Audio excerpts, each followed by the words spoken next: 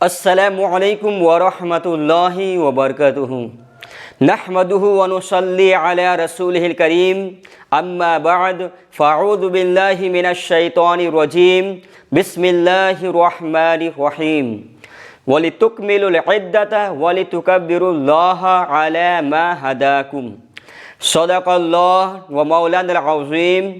الصلاة والسلام علیکہ یا رسول اللہ الصلاة والسلام علیکہ یا حبیب اللہ صلی اللہ علیہ وسلم۔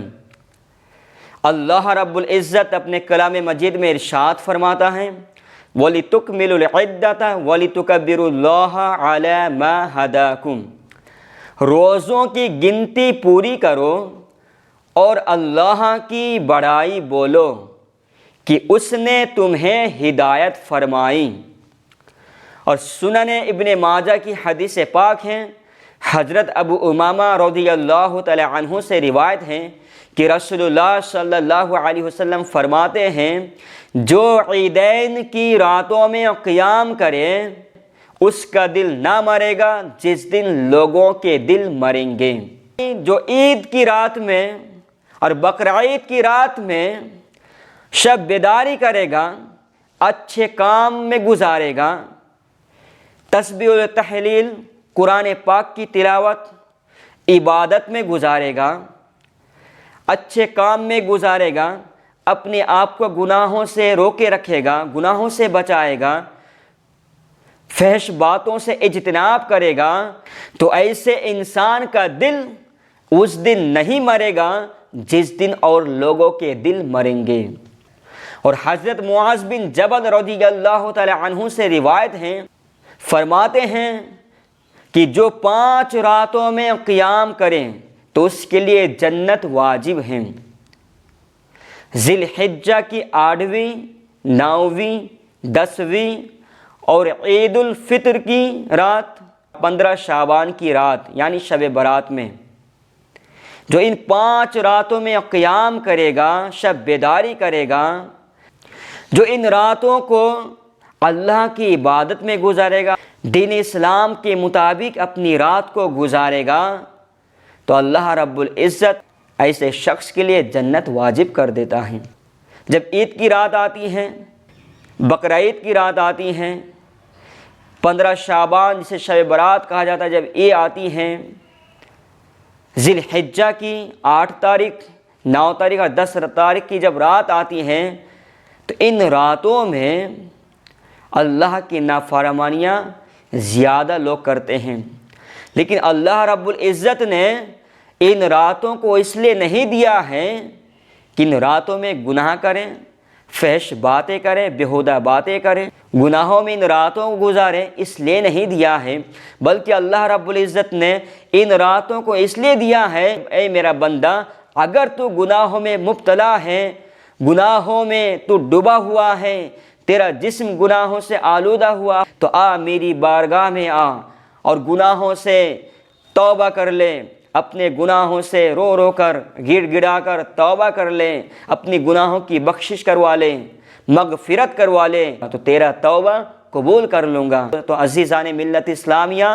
ان راتوں میں عبادت کر کے اپنے رب کو راضی کرنے کا ذریعہ ہیں۔ سنن ابی داؤد کی حدیث پاک ہیں، حضرت انس رضی اللہ تعالی عنہ سے روایت ہے کہ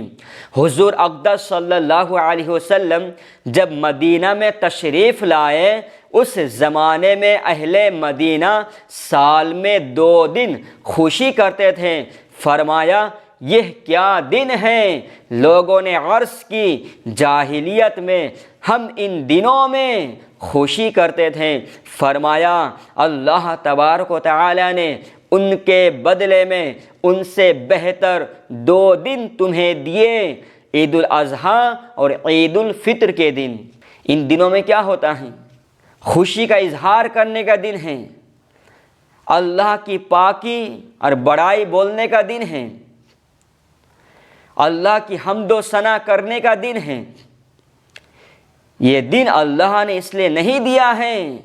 کہ عید کی نماز بھی صحیح سے نہیں پڑھتے ہیں اور پکنک کے لیے نکل جاتے ہیں، عید کی نماز بھی صحیح سے 2 رکعت نہیں پڑھتے ہیں، سنیما ہال کے لیے پہنچ جاتے ہیں۔ عزیزان ملت اسلامیہ، بلکہ اللہ رب العزت نے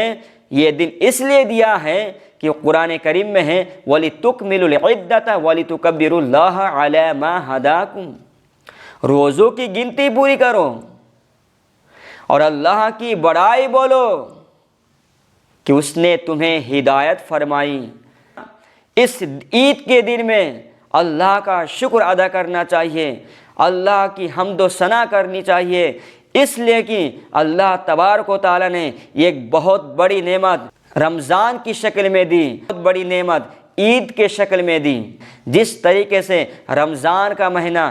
لوگوں کو گناہوں سے پاک کرنے کے لیے آتا ہے، روزہ اس لیے دیا گیا تاکہ لوگ پرہیزگار اور متقی بن جائے۔ اللہ رب العزت نے یہ جو 5 راتیں دی ہیں، ایک عید کی رات، ایک بقرعید کی رات، پھر ذی الحجہ کی 8 تاریخ، 9 تاریخ اور 10 تاریخ کی رات اور شب برات کی رات، اس لیے اللہ رب العزت نے دیا ہے کہ اے بندہ، اگر تو گنہگار ہے، گناہوں میں مبتلا ہے، بہت نافرمانیاں کر چکا ہے، تو ان راتوں میں آ اور سچے دل سے آئندہ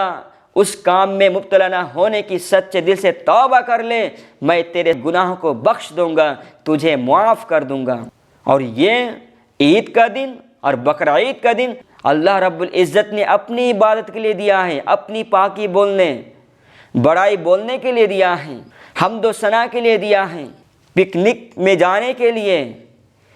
صحیح سے نماز بھی نہیں پڑھتے ہیں، فوراً سنیما ہال چلے جاتے ہیں، اس کے لیے نہیں دیا ہے۔ تو دین کا قدر کیجئے، خاص طور پر عید کے دن اپنے گھروں میں رہیں، اپنی فیملی کے ساتھ رہیں، خوشی کا اظہار کریں، ایک دوسرے کو مبارکبادی پیش کریں۔ تو امید ہے کہ آپ کو عید کا دن، بقرعید کا دن اور عید کی رات اور بقرعید کی رات میں کیا کرنا چاہیے، اسی طریقے سے ذی الحجہ کی 8 تاریخ، 9 تاریخ اور 10 تاریخ کی راتوں میں کس طریقے سے اپنی راتوں کو گزارنا چاہیے، یہ چیزیں اس مختصر گفتگو میں بتا دیا ہے۔ السلام علیکم ورحمۃ اللہ وبرکاتہ۔